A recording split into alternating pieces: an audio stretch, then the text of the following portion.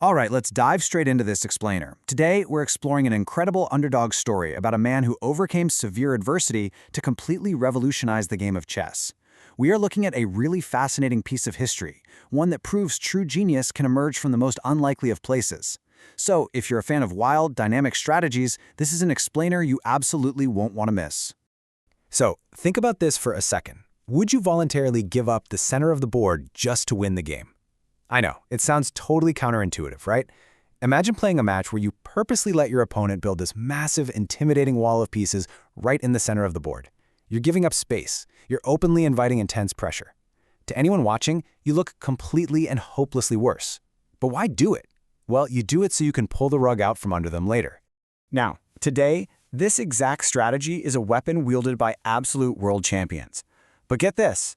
It wasn't created by chess royalty or someone raised in high society. No, it was invented by a kid facing intense physical and financial hardship in the slums of Vienna. A kid who grew up to permanently alter how humanity understands the game of chess. This is the story of Ernst Grünfeld. Section 1. Escaping the Margins.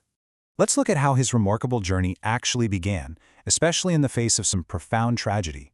Ernst Franz Grünfeld was born into severe poverty back in 1893, right in the Josefstadt district of Vienna.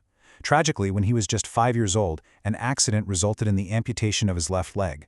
For a lot of people in turn-of-the-century Europe, a start like that would have guaranteed a life pushed entirely to the margins of society. But instead of letting that defeat him, young Ernst found his ultimate escape in a totally different world, the chessboard. And he wasn't just pushing pieces around casually for fun. He studied with this fierce, burning obsession. He dove incredibly deep into the raw mechanics of the game. He was exploring complex strategies, memorizing massive classical opening books, and basically internalizing all the rigid rules of the era, really, just so he could break them later. Before long, this quiet, determined kid started showing up at the famous Vienna Chess Club, turning heads and eventually matching wits with the absolute sharpest minds the city had to offer. Section 2. War and Deep Study. Just as he was rising through the ranks and cementing himself as a serious master, a global conflict forced a massive pivot. World War I quite literally slammed the brakes on his competitive years. Right when he was building all this incredible momentum, major international play completely froze. A prime chunk of what should have been his peak competitive years was just put on pause by global devastation. But instead of throwing in the towel, he adapted. He turned inward. During the war years, Grunfeld spent his time playing correspondence chess through the mail and obsessively poring over opening theory. In his tiny Viennese flat, he started collecting books and keeping detailed notes. He slowly built up this massive chess library that eventually took over his entire living room. He was basically building his arsenal in secret. And wow, did all that isolated preparation pay off. When the war finally ended and international chess resumed in the 1920s, Grunfeld absolutely exploded onto the scene. He climbed the ranks so incredibly fast that between 1924 and 1925, he peaked as the #4 player in the entire world, #4 globally.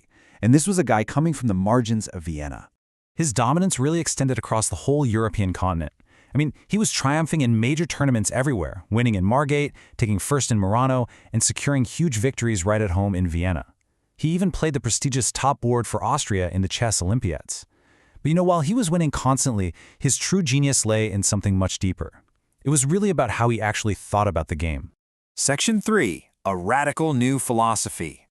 Okay, this brings us to the climax of his career, where honestly, everything changed. During the 1920s, chess was going through a bit of a revolution. The rigid, classical dogma of the time stated very clearly, control the center with your pawns immediately, or lose. That was it, no exceptions. But Grunfeld took the emerging hyper-modern thinking to a dangerous new level. He argued that structural pawn control is completely meaningless if your minor pieces are highly active, controlling those exact same central squares from afar. And he didn't just theorize about this in his living room either. He went out and tested it on the biggest stage possible. In 1922, at a major tournament in Piestany, he unveiled this radical idea. And he certainly didn't try it against amateurs. He played it against the world's absolute elite, specifically challenging the legendary Alexander Alekhine. The exact blueprint for his chaos comes down to just 3 initial moves. Black plays knight to f6, g6, and then d5.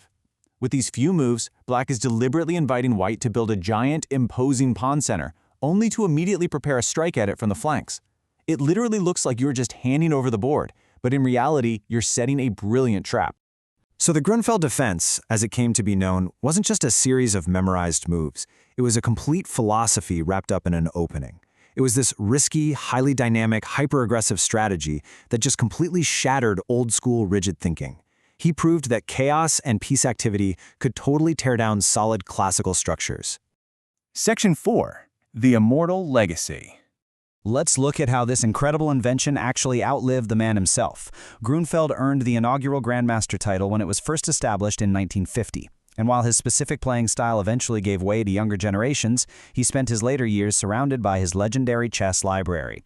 He played his final tournament in 1961 and passed away in his home city of Vienna in April 1962 at the age of 68. But his legacy? It absolutely exploded after he was gone.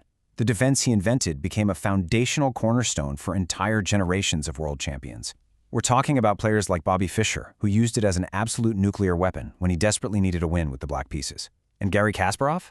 He relied on the Grunfeld's razor-sharp tactical complexities to completely dominate the world stage for decades.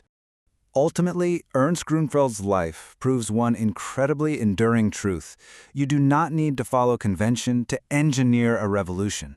From a childhood that was marked by severe poverty and physical hardship, an underdog from the very margins of society engineered a chess revolution. He proved that you don't need to follow the established rules to make history. Sometimes you just have to invent your own chaos to dictate how the elite will play for a century. To wrap up this explainer, I want to leave you with a quick question to think about, and I'd absolutely love for you to answer it in the comments below. What is your favorite dynamic opening in chess?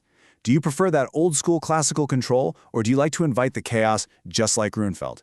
Thanks so much for joining me on this deep dive, and keep questioning the conventional wisdom.